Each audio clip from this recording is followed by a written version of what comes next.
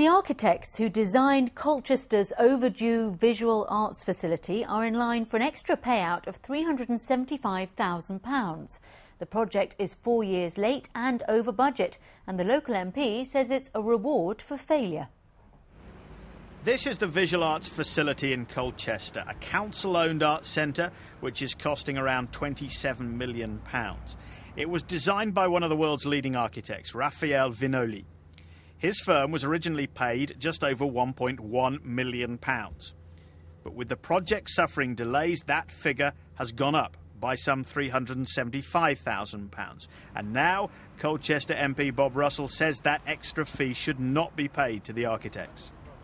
I don't think it's acceptable, frankly. I think that the cost has run over, and therefore there should have been a fixed price. Whatever the deal was, it should have been a fixed price on the contract.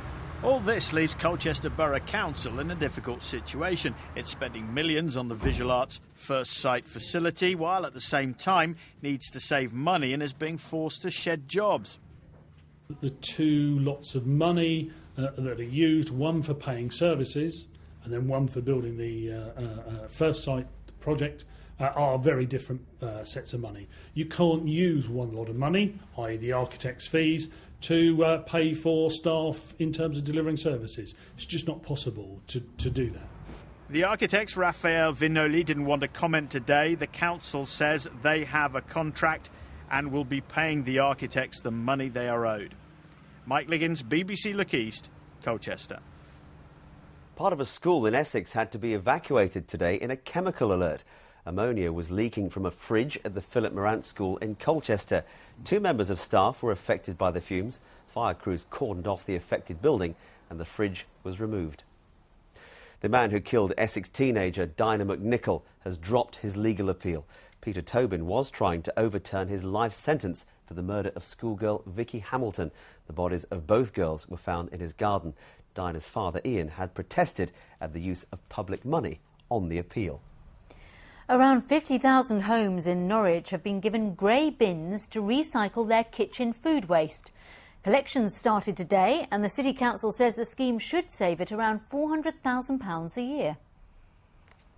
Raw meat, fruit and vegetables and tea bags.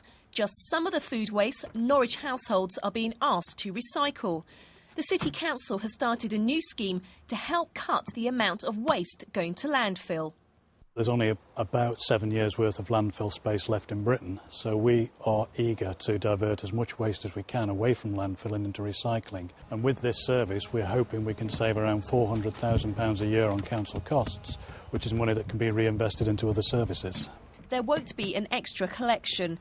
2 new types of vehicles which can collect more than one type of material will be used weekly. This one takes food scraps and general waste. Next week's will collect glass, the blue recycling bin and again your food waste. And it's all taken to recycling sites like this one and mixed with garden waste. Around 5,000 tonnes of food waste from Norwich produces about 4.5 tonnes of compost for farmers. The compost that's coming from our food waste, that's not available for domestic customers. It is an agricultural product at present. And we know that there are farmers that are cropping 2 and 3 times a year because they've got the addition of this fertiliser now. The council hope the scheme will be a success, but to reach that goal, they'll need households in Norwich to do their bit and recycle their food waste. Dawn Gerber, BBC Look East. £1.5 million is being spent trying to get a swing bridge in Suffolk to swing again. The bridge at Somerleyton carries the lower Stoff to Norwich railway line. Boat owners have been complaining when it won't open to let them through. Now Network Rail is replacing the bearings. A horse charity in Norfolk has started a 3-year study into why so many horses are overweight. Over the last 15 years, the problem has increased to the point that now 1 in 3 are thought to be obese. And experts say that owners could be killing them with kindness. This is Isla. She's being fitted with a high-tech head collar at World Horse Welfare Charity. It has a camera on the nose, motion sensors, and just like many cars, a GPS system. Which allows us to record exactly where in the field the horse is. Of course, we're going to establish pastures, which have different species on them, and we can see which plot the animal is eating at. The reason for planting a field with different grasses is so researchers can assess which grass different breeds of horses naturally eat. This will help them plan their diets.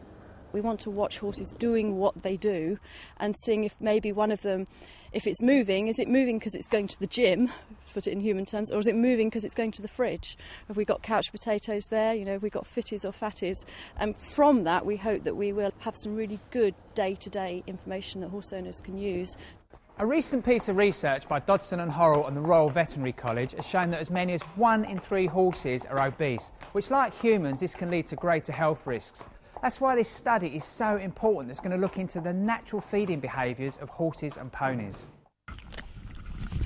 And this is Horse Cam in action. It shows exactly what the horse is eating and how often.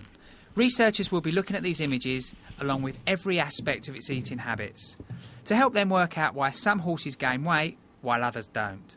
Something we'd all like to know. Danny Crates, BBC Look East, Snetterton. Sport now, and in football, Norwich and Ipswich held on to their playoff places in the Championship.